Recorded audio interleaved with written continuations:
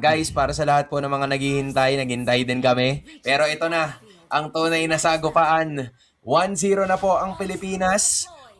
Third seed ang Pinas, fourth seed ang Myanmar. Obviously, we want to stay at the top 5 o kung bibigyan tayo ng pagkakataon, aangat natin hanggang sa pinakatuktok dahil nagigil ang Pilipinas pagkatapos ng kanilang talo kahapon sa Cambodia at hindi sila titigil hanggat maabot nila ang itaas. Ayun, ang aga ng Kati Binuya dito. Si Binuya ay hahampas. Grabe ka naman, pre, pumaplato ka agad, uy. Kakasigaw pa lang ni ate girl ng 5 seconds. Kakasigaw pa lang, pre. Level 2, tapos lumamang agad ng gold kasi naplatuhan. Ang sa akin lang parang nagmamadali eh. Nagmamadali si Binuya. Yun lang bring up ko. Pero on all seriousness, I think he wants to get a significant advantage pagdating sa isang item. Ano rin kasi yun eh, isang dagger din yun eh, di ba? Sayang naman kung hindi niya makuha agad. Oo. Pakakasigaw pa lang, smash them. Di ba, Big Mac? Oh, yeah, wait lang! Uy! Hala, nabigyan ka agad si Pabico, pre. First blood, napunta sa Myanmar. Oo, tinamaan si Pabico ng isang bala. Pero halos ganoon din naman kasi yung nangyayari kanina. Uy, si Bianya naman this time! Oh my gosh! Kiao Tuya is doing it! Yung si Lina Rome. I-accept mo na ba yan? Tinitingnan ko nga sa message request, pre. Baka na dun sa Selena user ng mundo. Mundo kasi, may dalawa kasi yung GC, pre. Meron sa Pilipinas, tapos meron sa buong mundo. So, tinitingnan ko parehas eh. Baka kung saan sa masali to. Pero ang ganda Ang ganda ng simula dito ni Kiao Tuya, pre. Isang attempt dun sa gitna na nakakuha siya ng assist at isang kill naman dito sa ibaba. Parang ang plano rin yata ng Myanmar eh. I-overwhelm talaga sila habang maaga pa. Si De La Cruz ngayon ang sasalo nung karamihan sa mga abyssal arrows na binabato dito nitong si Kiao Tuya. Hantu Swift, medyo mapapalayo ng bahagya. 3K na naman ang total HP nitong Pagong. At ang makakuha ng Pagong ay walang iba kundi hindi pa natin malalaman niya kasi si Binuya na naman pinapalaga pero namatay na. Wala iba kundi si Hantu Swift. Si Nepomuceno ang nakapagtala ng Pagong para sa Pilipinas. Although there were some initiations, at least we got a kill and an objective. Yeah, Binuya ay namatay. So siya lang talaga ang magiging kapalit or sakripisyo doon. Pero in-expatan ni si Pabico. Wala nang pantakas pa. Kasi kumonekta pa yung abyssal arrow. Tapos may trap-trap pa siya sa katawan. Men, 1-4 ang ating score at namumuro na to si Kiao Tuya. Kanina pa kumukonekta ang kanyang mga abyssal arrows. Medyo nahihirapan ng dito, Pilipinas. Kasi medyo wala rin tayong paraan para makapag-check ng vision eh. Aside from Pabi ko lang talaga. Looking at this again, ang ganda ng pwesto ni Miomint. Free hit lang talaga siya through that Mystic Gush. Great retribution skill mula dito kay Nepomuceno. Pero again, continuously kailangan nating alalahanin yung mga abyssal arrows na binabato dito ni Kiao Tuya because he's gonna be coming from different directions. One moment, aasahan mo na nasa mid siya. This time, si Binuya naman ang pibigyan niya ng pressure. And so far, may isang patay na si Binuya at dalawa na itong si Pabico. Ang hirap na ito. Second death ni Pabico. Para sa isang Louie, importante pa naman dito na pangatlo. Pare, pangatlong death para dito kay Pabico. Ito yung mga bibihirang pagkakataon na makikita natin na ganito kahirap ang nagiging laruan ni Pabico. Retribution ay ginamit. Ipag-ihiganti ata ni Nepomuceno. Makakatras si Kiao Tuya. At sa ibaba naman, sa itaas naman pala ay pupuntahan Hantu Swe. Andun yun yung frigid breath mula dito kay De La Cruz. 2-5 ang ating score. Pre, lahat ng mga nangyayaring krimen para dito sa Myanmar ay involved si Kiao Tuya, pre. Siya ang activation code ng Myanmar eh. Parang every time na meron tumatama na abyssal arrow, senyales yun na pwede silang umatake. At umaabot sa punto na wala rin talaga magawa ang Pilipinas, lalo na pag tinamaan sila ng arrows. Kasi kung mapapansin mo rin yung mga battle spells nila, 3 ay flickers at isa ang vengeance. So very focused talaga sila sa pagkuha ng mga major objectives. Kaya nito, natungulong na rin itong si Hein Tetwo na makakapag-flicker din naman palayo. Pero si Kiao Tuya nandun sa may river push. Alam kaya ito ng Pilipinas. Tumutulong na rin si Hantu Swe para makapwesto at hindi nila tatamaan. Walang tatamaan sa abyssal arrow. Pero si Nepomuceno naman ang malalatagan at mapapa-burst down na naman ng iba sa mga members. Pumapalag si Binuya sa mabagdang likuran. And it's gonna be a takedown against Hein. Medyo napalalim na naman si Binuya. And that is going to be a death para sa Pilipinas na naman ulit. De La Cruz will be using that conceal para makatakas. Pero mas maraming nakuha ang Myanmar sa pagkakataon na yun. Yun ang lason talaga ng ng Abyssal Arrow, pre. Kanina pa tumatama. Even yung kay Binuya, yung attempt niya dun sa gitna eh. Alam mo yung parang pinindot na lang ni Kiao Tuya yung kanyang Abyssal Arrow kasi kung sino yung nasa harapan, yun yung matik na tatargetin ng Abyssal Arrow. And yun yung nangyari, pre. Nagkaroon ng instant point second na stun na nakuha itong si Binuya. Ayan, napakaganda nung latag ni Miomient ng kanyang Mystic Gush. Ayan, di ba? Tumama ng konti, pre. So, hindi nakatakas doon. Itong si Binuya, medyo nagiging careless ang Team Philippines dito ha. Parang dinadaan nila sa santong paspasan, pre. Instead na laruin sa kung ano dapat yung kanilang gawin dito. Tumama na naman yung Abyssal Arrow. Pabiko ngayon ay atras, si De La Cruz bebebihin na uli. Itong si Binyanya kasi lagi nga siyang inaaraw-araw. Pre, paano ka naman makapaglaro ng magandang carry kung laging may nakadalaw sa'yo? Oo, medyo nahihirapan talaga sila makapalag pero this time papalag na naman yata si Nino Pomoceno at itong si Binuya nababa na yung Valkyrie's Descent pero nakapaligot na naman sa tatlo si Binuya ay nakaramdam ng damage, lipat sila dito kay Cord and that's gonna be Miomint finally going down. That's a bit of a shutdown gold na kinakailangan ng Pilipinas, very essential yan, and Binuya has finally taken his first kill. Yeah, mabuti naman ay nakakuha na ng kill dito si Binuya. Tsaka napatay nila itong si Miomient. At least kahit pa paano mapapabagal yung scaling ng isang gold na alam mo naman. So pagka nakakuha ng mga items na magaganda yan ay aabangan mo talaga na mahirap kalaban. Actually napansin ko dun sa sapatos niya, rabbit boots pala siya. So parang rotation at focus nitong Myanmar. Kasi nga naman pag may silina ka, kapag may tinamaan, dapat nandun ka kagad dun sa certain area na yun. Kaya siguro rapid boots din ang kanyang pinuhunanan. Yep, but so far, turtle control ay nasa Pilipinas. Obviously, papunta pa lang sila Hantu's Way. Naghahanap na naman siya ng kanyang mapupunteriya. De La Cruz tutulong ng bahagya. It's going to be a retribution battle. At makukuha ni Nepomuceno yan. 2 out of the 3 turtles ay napunta sa Pilipinas. So that's gonna be delaying them for quite a bit. Si Nepomuceno lumalaban mag-isa. Napagamit na naman ang Appraiser's Wrath. Great skill para mahanap si Miomint. At yun ang isa sa mga pagkamatay na talagang hindi gugustuhin itong Myanmar. Unti-unting nakakabawi ngayon ang Pilipinas dahil sa mga retribution takes ni Nepomuceno. Yeah, pantabla talaga eh. Napakaganda no, ng naging attempt doon ng Team Philippines. And yung tapang din talaga ni Carl TC doon sa naging attempt nila, no. And this time, si Shine. Ang pupunta, hala, yan na, nagdikit-dikit na sila mula doon sa dispersion and rotation. Talagang nag-antay lang ng pagkakataon si Pabico. Pare, nagagalit na si Nepomuceno. Nagagalit na si Carlito, pre. Nagalit kay kanina si Hanto Sue, di ba? O pinapace check siya kanina ni Hanto Sue eh. Sabi, ano lang, lintik lang nga walang gante. Di ba? Babawian ka din talaga namin. Take in a look at the instant replay, pre. Bang. Nung nakita ni Nepomuceno pinush back kasi alam mo kasalanan ni Hainto eh. Kasi hindi niya dapat tinulak pabalik. Itong si De La Cruz. Tinulak niya. Ayun, ganun talaga nangyari. Wala na. We told you so eh. Wag nyo talagang you don't do that, pare. Wag nyo gagawin yan kay the GOAT. The face of MLBB, Carlito, aka Nepomuceno. Oo, ikakasal pa yan. Na. Na? Ikakasal pa yan si Carl. Ikakasal. Tapos, Nako, kailangan yan. Nako.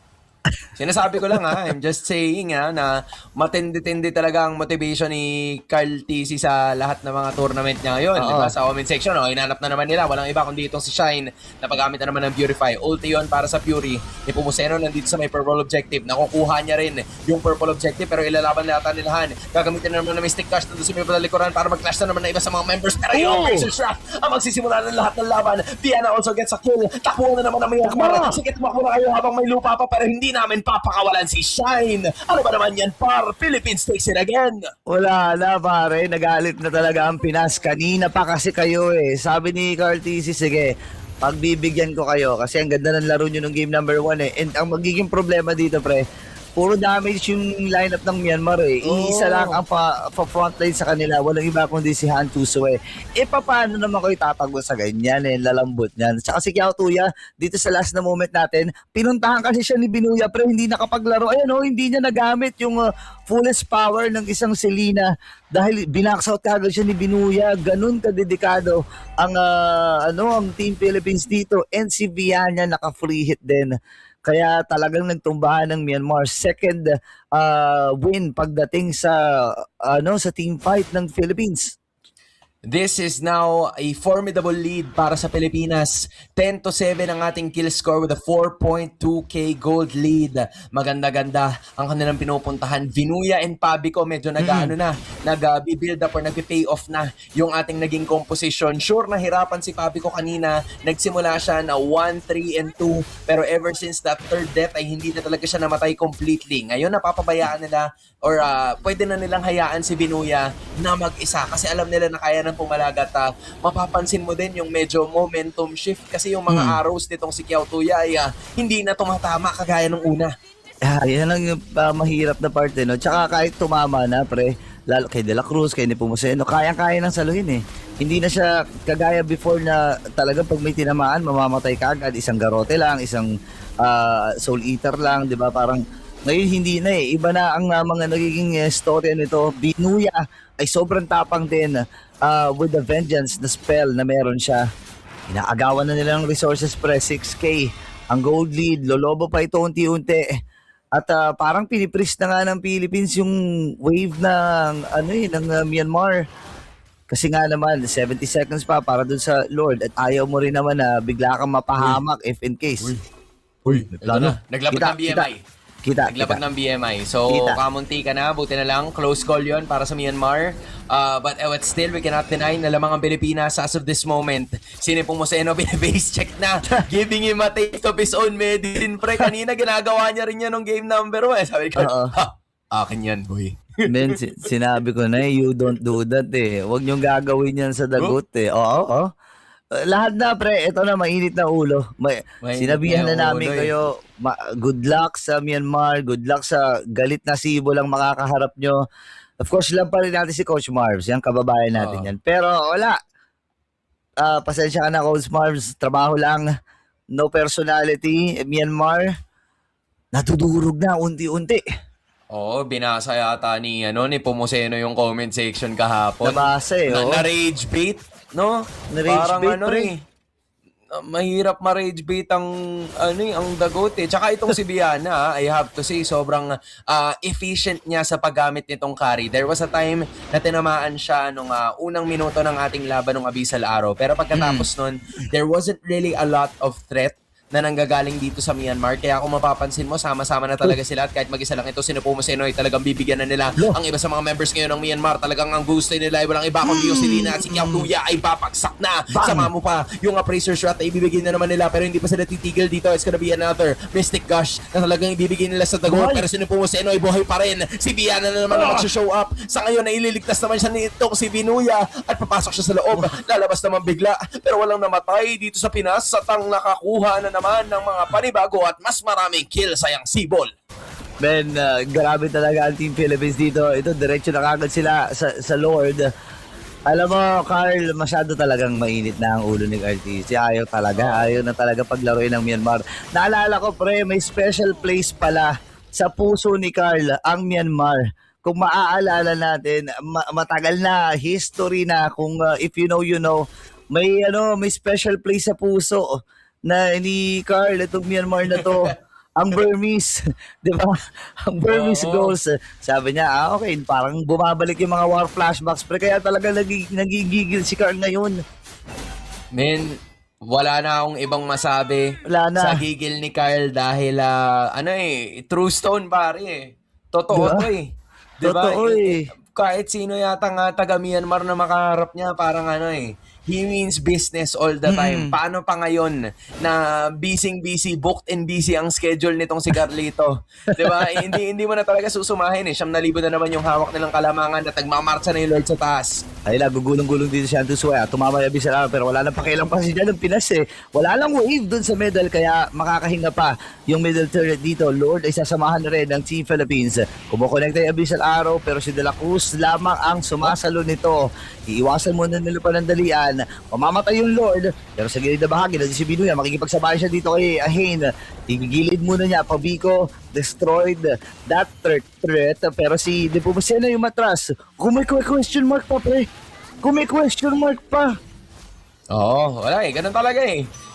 Minsan talaga, yun na lang ang magagawa mo eh. Mapapatanong ka na lang din sa kung ano ba yung na-experience mo o nararanasan mo. Huwag ka mag-alala, ganito talaga yan. Ganito talaga sila pag galit, men. Oo. Sasabihin ko sana na Nepomuceno, relax, 'di ba? Binuya, Easy. relax, mahal ka nun, 'di ba? Pero hindi, ay ganun talaga eh. Minsan kasi pag mababasa mo talaga yung yung hinaing ng sandamakmak na mga tao. Pero ito na, may galaw yata sila. Saan sila pupunta? Ang pupuntahan nila, iba kundi nandun sila sa may bantay baba. It's gonna be another takedown at si De La Cruz ang magbabalibag sa kanila. Pabalik sa kung saan sila nang galing. Binuya na naman ang umatake sa may bandang likuran. At andito na sila para targetin itong si Kiao Tuya na wala nang magawa sa pagkakataon na to. Magbabakaway sila. Pero ang goal lang naman ay patumbahin yung inhibitor sa baba. Yahin na muna dito ang Myanmar. Pero 5 miyembro pa wala sa Team Philippines ang buhay. 15 seconds para kay Myo Mint. Medyo bitin ata yung clear wave nila. Si Kiao Tuya nagbabaka sakali na lang na makapana pa. Pero ang katanungan dyan, sa pagbayo po niyang damage distribution, binili na ni Carlito yung kanyang trip. Hindi tumama yung operation shot. Pero tatamaan na rin talaga ang Myanmar dito sa larong ito. At gusto na nga ito tapusin. Pero sabi ni Binas, kaya atrasan muna natin. Respetuhin yung damage. Wala na rin naman tayo maka-wave. Kamuntika na ang Burmese. Ang Myanmar representative at ang Pinas ay hihinga muna.